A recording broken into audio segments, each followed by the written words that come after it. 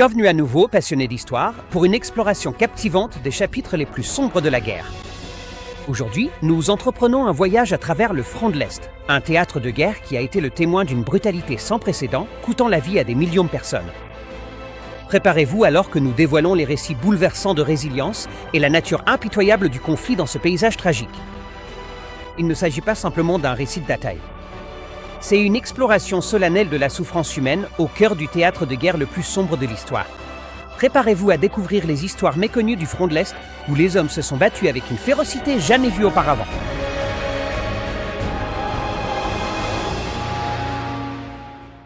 Mettons en contexte le front de l'Est pendant l'opération Barbarossa. Le front de l'Est de la Seconde Guerre mondiale fut un théâtre d'opérations colossal, s'étendant sur des milliers de kilomètres et témoin de certaines des batailles les plus intenses et brutales de l'histoire. Lorsque l'opération Barbarossa débuta en juin 1941, l'Allemagne nazie, dirigée par Adolf Hitler, lança une invasion massive de l'Union soviétique, rompant ainsi le pacte Molotov-Ribbentrop. Ce pacte avait initialement partagé l'Europe de l'Est entre les deux puissances. Les forces allemandes, composées de 3 millions de soldats, visaient à avancer rapidement et à capturer les principales villes soviétiques, dans le but d'obtenir une victoire éclair. L'opération Barbarossa a été conçue avec l'objectif ambitieux d'obtenir une défaite totale de l'Union soviétique en un laps de temps remarquablement court de 3 à 6 mois. Au premier stade de l'invasion, certains pensaient même que l'effondrement soviétique pourrait survenir encore plus rapidement. Les forces allemandes ont laissé une empreinte indélébile, avec 150 000 soviétiques tués ou blessés dès la première semaine. Et la Luftwaffe a sémé le chaos en détruisant plus de 2000 avions soviétiques dans les 48 premières heures. Alors que les chars et les troupes allemandes menaient une avancée en 3 axes à travers le territoire soviétique, de nombreux analystes extérieurs prédisaient une capitulation imminente de l'Union soviétique, certains estimant qu'elle surviendrait en quelques semaines, voire en quelques jours. Malgré ces premiers succès, les Soviétiques ont démontré une réserve apparemment inépuisable de soldats, s'avérant être un défi redoutable pour les Allemands. En novembre 1941, les Allemands avaient effectivement retiré plusieurs millions de soldats soviétiques du champ de bataille. Mais le prix à payer fut élevé. Les Allemands eux-mêmes ont subi plus de 700 000 pertes d'ici l'hiver 1941. Face aux contre-attaques soviétiques incessantes, le rêve d'une victoire rapide s'est effondré pour les Allemands. La guerre s'est poursuivie pendant encore 3 ans et demi d'épreuves éprouvantes. Ce qui allait suivre n'était rien d'autre que l'enfer. Le véritable tournant de la brutalité totale sur le front de l'Est a commencé en 1942, lors de l'opération Fall Blau, plus précisément pendant la bataille de Stalingrad. Le nom même de la ville, Stalingrad, reflétait son association avec le dirigeant soviétique Joseph Staline, ce qui renforçait son importance. Les Soviétiques étaient déterminés à défendre la ville à tout prix, et l'ordre de Staline, pas un pas en arrière, ou Nishagunavad en russe, est devenu un cri de ralliement. Cela a conduit les soldats allemands et soviétiques à se retrouver mêlés à des combats féroces et souvent brutaux au corps à corps. La proximité dans les bâtiments et les rues en ruine signifiait que les combattants disposaient de peu d'espace pour des tactiques de guerre traditionnelles, ce qui menait à des luttes brutales et personnelles pour la domination. Les conditions extrêmes du siège, combinées à la détermination des deux camps, ont créé un théâtre de guerre sombre et viscéral. Les soldats des deux côtés ont vécu les horreurs du combat rapproché, chaque bâtiment et chaque rue devenant un champ de bataille potentiel pour des luttes à mort. Cet ordre, émis en juillet 1942, soulignait la gravité de la situation. Les soldats soviétiques n'étaient pas autorisés à battre en retraite, et le non-respect de cet ordre pouvait entraîner de graves conséquences, y compris l'exécution. La machine de propagande soviétique travaillait sans relâche pour remonter le moral et insuffler un sentiment de patriotisme et de devoir parmi les troupes et les civils. Des phrases telles que « tue chaque Allemand » et « c'est la prière de ta mère, tue chaque Allemand » faisaient partie de la guerre psychologique employée pour déshumaniser l'ennemi et à motiver les forces soviétiques. L'idée était de créer un engagement fervent à défendre la patrie, transformant la bataille en une lutte non seulement pour le territoire, mais pour la survie même de l'Union soviétique. Un mémoire russe sur la bataille décrit par Ivan Petrov. « Je marchais péniblement à travers la boue gelée à l'extérieur. Le vent mordant murmurait les secrets de la bataille imminente, et la lune, basse, projetait une lueur éthérée sur le paysage désolé.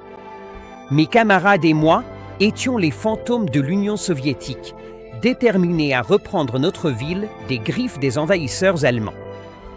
L'air nocturne était chargé de tension, tandis que nos commandants, regroupés en chuchotant, exposaient la stratégie qui allait devenir notre planche de salut. Nous avancions avec une détermination silencieuse, ombre dans l'obscurité, chaque pas étant une danse calculée entre la vie et la mort. Je serrais mon fusil, le métal froid contre mes mains gauquées. Les combats étaient féroces. Ils éclataient en éclairs de coups de feu qui brisaient le silence. Je sentais l'adrénaline parcourir mes veines alors que nous affrontions l'ennemi dans les rues étroites de la ville. Chaque bâtiment devenait une forteresse, chaque ruelle un piège potentiel. C'était un combat pour survivre, un combat pour notre foyer. La nuit, nous surprenions les Allemands, nous faisions tout ce que nous pouvions. Pendant les conflits brutaux du front de l'Est, un phénomène troublant s'est produit. Une déshumanisation si profonde que les adversaires cessaient de reconnaître l'humanité de l'autre. C'était pas une simple abstraction métaphorique. C'était une réalité glaçante, perpétuée par une propagande incessante. Au cœur de l'Allemagne nazie, la propagande anti-soviétique atteignit des sommets grotesques, dépeignant l'Union soviétique comme une entité monstrueuse et sous-humaine. Le terme déplorable « Untermensch » résonnait dans les couloirs de la haine, déshumanisant non seulement les Juifs, mais aussi les peuples slaves, avec un accent particulier sur les soviétiques. L'idéologie propagée par l'Allemagne nazie n'était pas une force isolée. Elle trouvait son reflet du côté soviétique.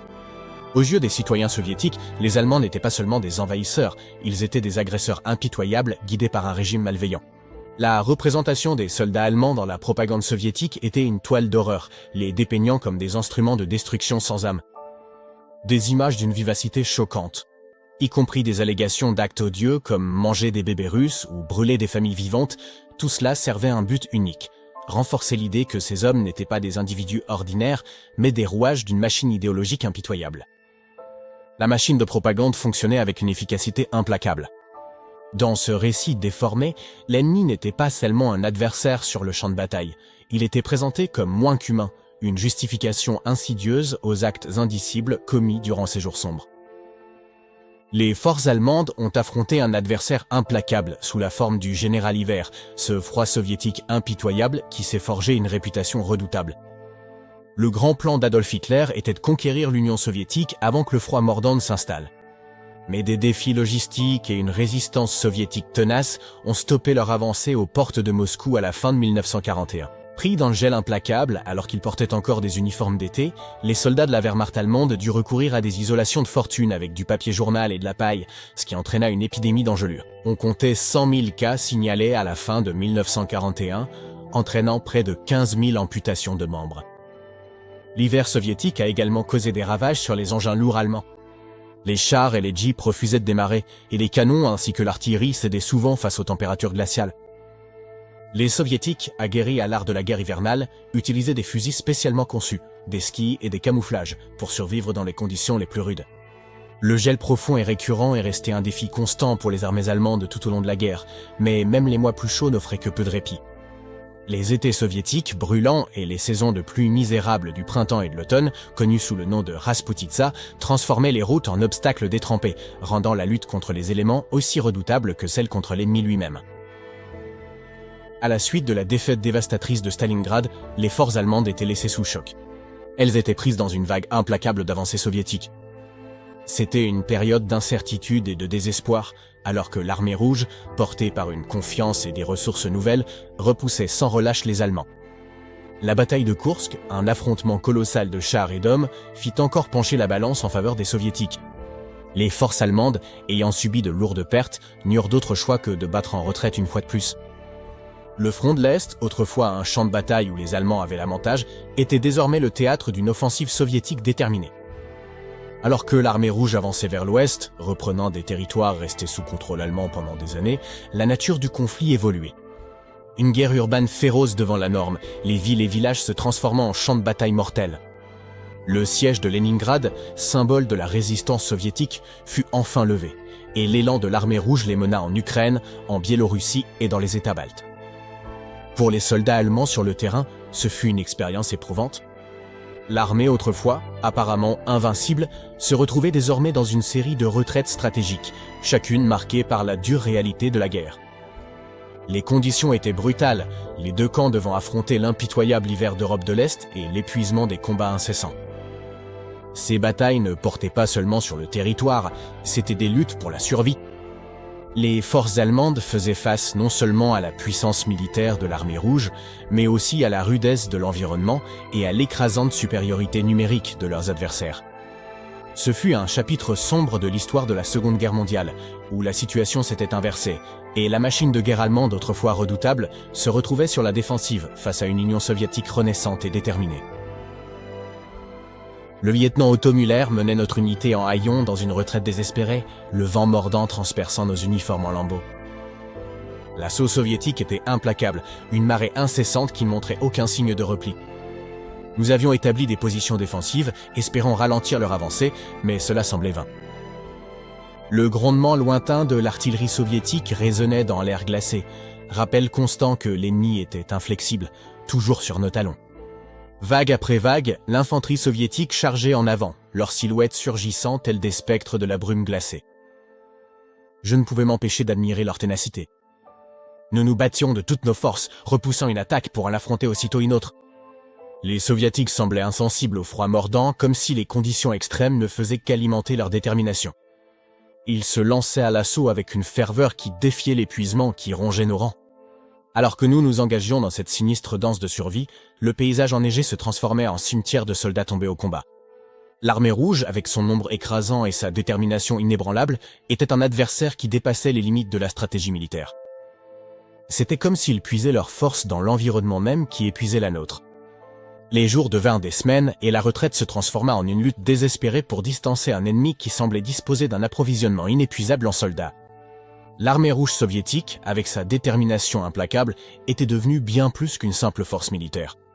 Elle incarnait une idéologie, une croyance qui animait chacun de leurs pas. Au milieu du chaos, je ne pouvais m'empêcher de ressentir que nous ne nous battions pas seulement pour un territoire. Nous faisons face à un ennemi porté par une conviction inébranlable, des soldats qui refusaient de céder face aux épreuves de la guerre. Les difficultés physiques imposées par l'environnement étaient à la hauteur du fardeau psychologique de devoir affronter un adversaire qui semblait insensible aux dures réalités de notre retraite. Lorsque les soviétiques lancèrent leur contre-offensive, les combats prirent une tournure sombre, marquée par une brutalité croissante. Les Russes demeuraient inébranlables dans leur volonté de reconquérir les territoires perdus, déchaînant une férocité qui fit des années 1944 à 1945 une période éprouvante pour les Allemands. Au-delà des forces russes, d'autres nations asiatiques, dont les troupes mongoles, se sont jointes au conflit, apportant un nouveau degré de cruauté au combat. À cette époque, les soldats mongols, réputés pour leur mépris total de l'humanité des Allemands, se livrèrent à une brutalité qui dépassait tout ce qui avait été connu auparavant. La déshumanisation était réciproque. Les Allemands considéraient les Mongols comme moins qu'humains, et l'inverse était tout aussi vrai. Les Mongols, en particulier, ne montraient aucune pitié, refusant de faire des prisonniers, ce qui semait la terreur parmi les forces allemandes, de plus en plus effrayées à l'idée d'affronter ces soldats implacables. Alors que les Allemands luttaient contre l'avancée implacable des Soviétiques, leurs efforts de défense se transformèrent en une série de baroutes d'honneur désespérées. Les villes et villages se transformèrent en champs de bataille intenses, où chaque centimètre de terrain était âprement disputé. L'intensité du conflit atteignit un point où les combats au corps à corps devinrent monnaie courante, les soldats s'affrontant de près et luttant avec acharnement pour le moindre gain. En 1944, l'Allemagne combattait sur tous les fronts. Alors que le front de l'Est s'étendait sur d'immenses distances, les lignes d'approvisionnement allemandes devenaient tendues et vulnérables. La rareté des ressources et l'amincissement de leurs effectifs entraînaient des routes d'approvisionnement allongées, faciles cibles pour les attaques de partisans et les actes de sabotage. La dépendance au réseau ferroviaire, déjà mis à rude épreuve par les dégâts causés par la guerre et les attaques délibérées des soviétiques, atteignit un point de rupture. Derrière les lignes allemandes, les groupes de partisans opéraient avec une efficacité impitoyable. Pratiquant la guerre de guérilla, ils perturbaient les lignes d'approvisionnement par des sabotages et des embuscades habilement menées. Les retraites stratégiques forçaient l'armée allemande à abandonner ou à détruire des fournitures cruciales, aggravant une situation déjà précaire. Les conséquences de ces difficultés étaient ressenties de façon aiguë par les soldats allemands sur le front de l'Est. Les pénuries alimentaires et la malnutrition devinrent endémiques et certains furent confrontés à la terrible réalité de mourir de faim. Les Allemands devinrent désespérés de trouver de la nourriture et de nombreuses unités au sein des divisions luttaient au bord de la malnutrition totale. La guerre, déjà brutale et meurtrière, ajouta désormais le spectre silencieux de la faim à la liste des adversités auxquelles les forces allemandes devaient faire face. Dans un mémoire, il est dit « Les défis logistiques hantaient nos lignes d'approvisionnement, entraînant des pénuries critiques de munitions, de nourriture et de carburant qui devinrent bientôt la règle plutôt que l'exception. L'ampleur même du front de l'Est mettait nos ressources à rude épreuve, jusqu'à l'azimut. Les renforts semblaient n'être qu'un lointain fantasme, et les positions défensives autrefois redoutables étaient désormais faiblement tenues. Nos lignes défensives en Roumanie et à l'extérieur de l'Ukraine étaient réduites à leur plus simple expression. C'est impossible à assouplir. Même l'élite ne peut pas nous sortir de cette situation désespérée. Notre espoir diminue chaque jour qui passe et nous redoutons le jour où la bataille atteindra notre seuil en Allemagne. Un soldat allemand a évoqué cette dure réalité dans ses mémoires. Les rations, bien que maigres, se sont révélées traîtresses, car des camarades succombaient non pas aux balles ennemies, mais à l'étreinte silencieuse de la faim. Les liens forgés au combat commençaient à se déliter, alors que la faim rongeait notre unité. Pourtant, au milieu de l'épreuve, une compréhension tacite régnait. Pas de reproches, pas de ressentiment. Nous étions tous prisonniers d'une guerre qui ne montrait aucune pétée. Malgré les circonstances désespérées, une étrange résilience persistait parmi nous. C'était pas la fanfaronnade de la victoire, mais une détermination silencieuse à endurer, à survivre, ne serait-ce qu'un jour de plus. Nous nous accrochions à l'espoir que, quelque part, d'une manière ou d'une autre, un secours nous attendait. Notre quête de subsistance nous menait vers des villages désertés. Là où le désespoir poussait certains soldats à manger de la paille des champs. Quelques jours plus tard, la chance nous sourit lorsque nous tombâmes sur un petit village juste à l'extérieur de Memel. Une famille généreuse nous accueillit avec un festin. Saucisses fraîches, poulet et tarte aux pommes. Nous nous sommes régalés comme s'il n'y avait pas de lendemain, savourant un bref répit face à l'emprise implacable de la faim. Cependant, le lendemain matin apporta une révélation surprenante. Seuls 3 d'entre nous se réveillèrent, un contraste frappant avec les 5 qui avaient partagé le festin. 2 de nos camarades étaient morts dans leur sommeil, leur corps incapable de supporter l'abondance de nourriture. En 1944, la guerre de la haine progressait. Au cœur de la Prusse, les Soviétiques, animés par un mélange puissant de colère et de détermination, continuaient d'avancer. La machine de propagande gronde avec le tonnerre de la vengeance, faisant écho aux atrocités subies par l'Union soviétique aux mains des forces allemandes. Les mots d'Ilya Ehrenburg, tel un manifeste enflammé, résument les émotions brutes qui sont devenues la force motrice de l'armée rouge. À mesure que les soldats soviétiques avancent, chaque pas résonne comme un écho retentissant de représailles, une réponse au chaos semé sur leur terre natale. L'appel à tuer, résonne à travers le paysage ravagé par la guerre, comme un serment collectif d'éradiquer la bête fasciste une bonne fois pour toutes.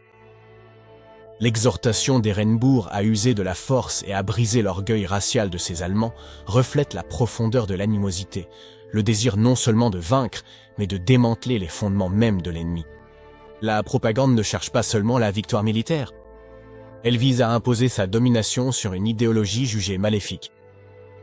« Prends la femme allemande comme butin légitime », déclare Ehrenburg, soulignant la gravité du conflit. Ces mots, bien que violents, reflètent les dures réalités de la guerre, où la frontière entre la morale et la survie devient floue. Alexandre Solzhenitsyn était un jeune capitaine de l'armée rouge lorsqu'elle entra en Prusse orientale en 1945. Il écrivit plus tard dans son livre « L'archipel du Goulag ». Nous savions tous très bien que si les filles étaient allemandes, elles pouvaient être abusées, puis abattues. C'était presque une distinction pour bas. Il fut bientôt arrêté et condamné à 8 ans de camp de travail. D'autres officiers russes partageaient son avis, et ceux qui osaient dénoncer les excès de violence contre les civils connaissaient un sort similaire.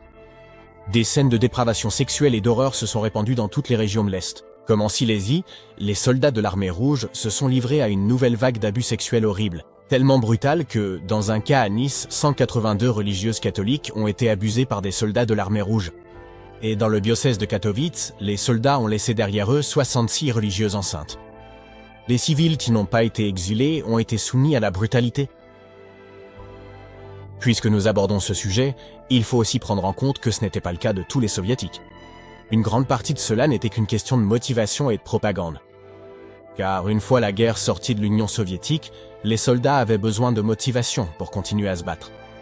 Beaucoup ont été autorisés à profiter de la population d'Europe occidentale. Jamais auparavant dans l'histoire, une tragédie de cette ampleur n'était survenue. Il est juste de dire que les batailles sur le front de l'Est étaient un véritable chaudron bouillonnant d'animosité. Une guerre non seulement motivée par des objectifs stratégiques, mais alimentée par un sentiment de haine profond et omniprésent. Alors que les armées s'affrontaient à travers d'immenses étendues, il ne s'agissait pas seulement d'une démonstration de puissance militaire, mais de la manifestation d'animosité profondément enracinée qui couvait depuis des générations. Le front de l'Est, pendant la Seconde Guerre mondiale, est devenu une arène où les griefs historiques, les conflits idéologiques et la ferveur nationaliste se sont entremêlés dans une tempête parfaite d'inimitié. En Allemagne, cela s'est transformé en une guerre de vengeance, dépassant les limites de la brutalité. En un rien de temps, les Allemands se retrouvèrent au bord de l'effondrement. Les portes autrefois puissantes de l'Allemagne s'effondrèrent et la machine de guerre, désespérée de trouver de la main-d'œuvre, chercha des recrues de tous horizons. Des garçons de 13 ans aux vétérans de 65 ans, tout le monde se préparait à une lutte redoutable, apparemment impossible à gagner. Là où le spectre de la mort planait de plus en plus. Les affrontements sinistres se déroulèrent le long des rives de l'Oder, théâtre de brutalité où les forces soviétiques et allemandes s'affrontaient dans une danse impitoyable de destruction. Les batailles qui se succédaient dressaient un portrait saisissant des dures réalités auxquelles étaient confrontés ceux pris dans le tourbillon de la guerre. Dans le chaos imminent, Berlin se tenait au bord de devenir un épicentre effroyable, une tempête implacable de pure destruction et de misère abyssale. La bataille désespérée qui s'engagea n'épargna personne, et les civils se retrouvèrent malgré eux en première ligne, subissant de plein fouet l'assaut. La ville, autrefois animée, résonnait désormais de la sombre symphonie du désespoir, alors que des centaines de milliers de personnes faisaient face à la réalité sinistre d'une mort imminente. Alors que le conflit faisait rage, la ville assiégée devient un creuset de souffrance. Les récits déchirants de personnes ordinaires prises entre deux feux se déroulaient comme une tragédie, dressant un tableau poignant du coût humain de la guerre. Des familles furent déchirées, des foyers réduits en ruines, et des rêves furent brisés dans le sillage d'une dévastation et d'une vengeance implacable. L'Union soviétique a perdu environ 27 millions de personnes pendant la guerre, dont 8,7 millions de militaires et 19 millions de civils. Cela représente, de loin, le plus grand nombre de morts militaires de toutes les nations. L'Allemagne a subi 5,3 millions de pertes militaires, principalement sur le front de l'Est et lors des dernières batailles en Allemagne. La souffrance sur le front de l'Est a dépassé tout ce que nous avions jamais vu. Votre présence ici aujourd'hui nous a permis de soulever les couches de l'histoire et de nous immerger dans les dures réalités du front de l'Est. Alors que nous réfléchissons au sacrifice de tous et à l'ampleur du coût humain, portons ces histoires avec nous. Puissent les échos du passé nous rappeler la résilience de l'esprit humain et l'impératif de bâtir un avenir où de tels sacrifices ne seront pas vains. Et nous pouvons empêcher que cela ne se reproduise. Merci d'avoir parcouru ce chapitre avec nous. Si vous avez trouvé cette vidéo instructive ou stimulante, n'oubliez pas d'appuyer sur le bouton j'aime et de la partager avec d'autres passionnés d'histoire. Abonnez-vous à notre chaîne pour d'autres plongées approfondies dans les pages de l'histoire et consultez également nos liens ci-dessous. Continuons la conversation dans les commentaires ci-dessous. Quel aspect du front de l'Est vous a le plus surpris? Ou peut-être avez-vous une histoire personnelle ou un point de vue à partager? Comme toujours, restez curieux, continuez d'apprendre et n'oubliez jamais les leçons que l'histoire nous enseigne. À la prochaine, c'était History at War qui vous dit au revoir.